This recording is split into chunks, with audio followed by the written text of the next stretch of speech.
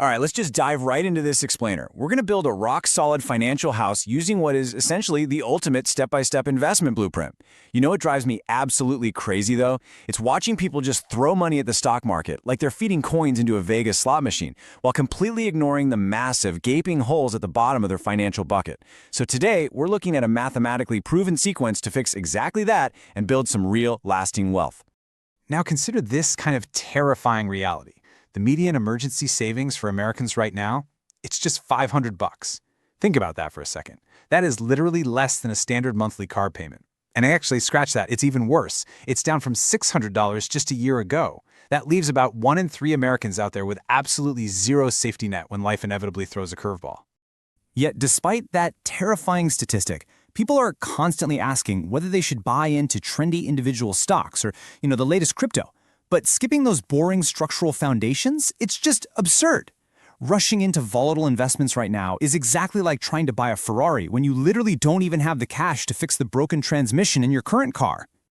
So here's our blueprint for today's explainer. We're going to cover the wrong way to invest, pouring the financial foundation, claiming your free money, the tax optimization zone, and finally, the final wealth steps. All right, part 1, the wrong way to invest. Let's look at how skipping steps and just flat out ignoring the math destroys your wealth before you even really get started. Think about it like this. You wouldn't start picking out fancy light fixtures and granite countertops if your foundation was cracked and your roof was leaking, right? Well, investing in shiny new ETFs or individual stocks while you're carrying massive credit card debt is the exact same thing. Every single month you delay paying off that high-interest debt so you can invest instead, that debt is growing way, way faster than almost any investment return you could reasonably expect to make. The opportunity cost there is just massive. Which brings us to part 2, pouring the financial foundation. We absolutely have to pour a bulletproof foundation before doing anything else. Let's look at exactly how to pour that concrete. So here are the first 3 structural steps on our ladder to financial independence. Step 1, secure a psychological safety net. Step 2, wipe out the financial cancer that is high-interest debt. And Step 3, claim your employer match. We're going to break these down now because without these pieces locked in place, everything else you do is essentially just building a house on quicksand. So Step 1 matters immensely. Why? Because Vanguard research found that simply having $2,000 in emergency savings boosts your financial well-being score by a massive 21%. It's actually the largest boost linked to any financial factor they measured. So it's not just about, covering a flat tire. It's a psychological safety net. It prevents you from making terrible financial decisions, like panicking and selling your investments at a loss the second an emergency happens. Okay, once that buffer is in place, Step 2 tackles high-interest debt. We're mainly talking about credit cards here, which currently average over 22% interest. No joke.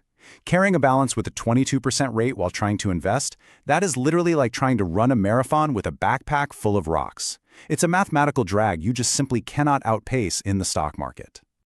Let's put some numbers to that.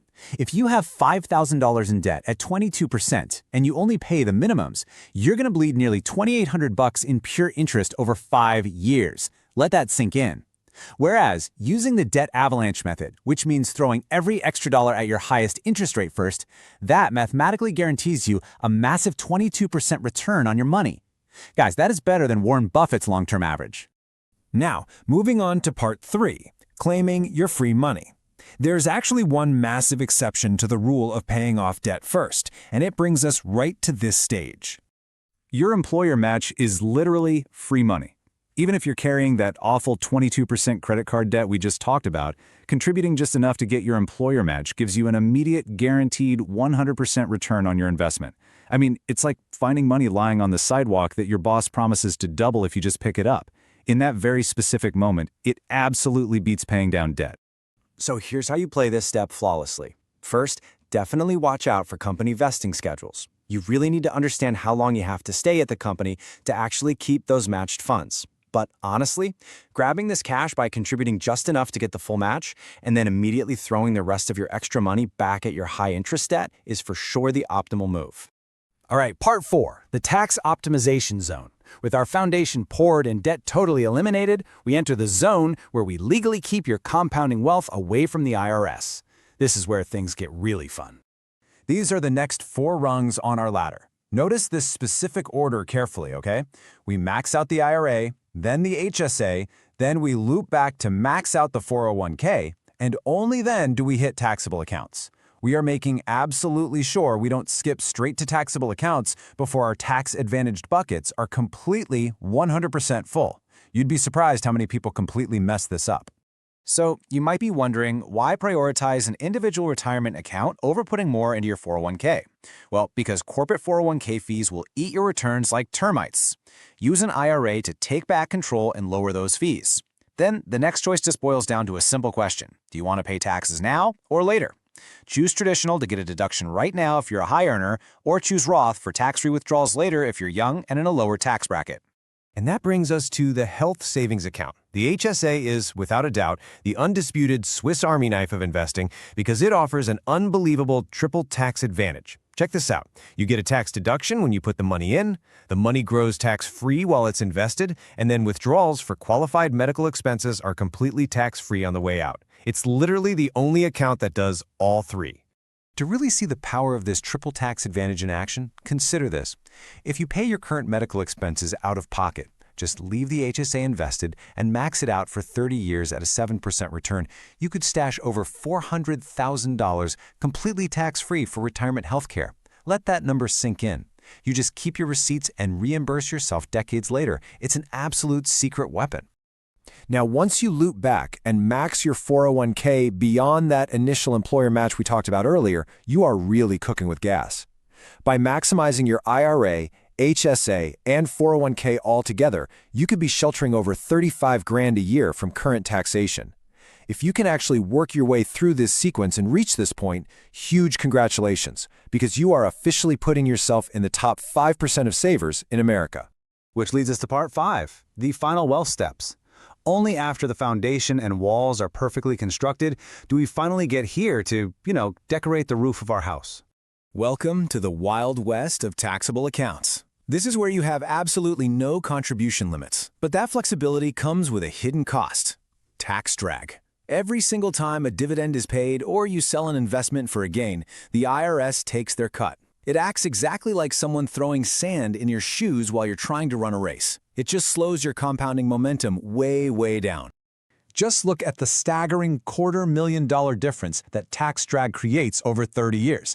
Investing $10,000 annually at a 7% return gets you to over $944,000 in a tax-advantaged account. But you only get around $700,000 in a taxable account purely because of those taxes along the way. This right here is exactly why we save taxable accounts for last. However, once your tax-advantaged foundation is completely built out, taxable accounts give you unmatched flexibility. They act as the perfect bridge funding if you want to retire early before you can even legally touch your 401k. Plus, they even offer a step-up in basis, which allows you to pass money to your kids while potentially eliminating capital gains taxes entirely. It's the ultimate endgame move. So we've walked through the exact step-by-step blueprint today, from setting up those crucial emergency funds all the way to optimizing your taxable accounts. It's time to look at your own finances and ask yourself honestly, are you building your wealth on a rock-solid step-by-step foundation, or are you sinking in financial quicksand just because you wanted to skip the boring stuff?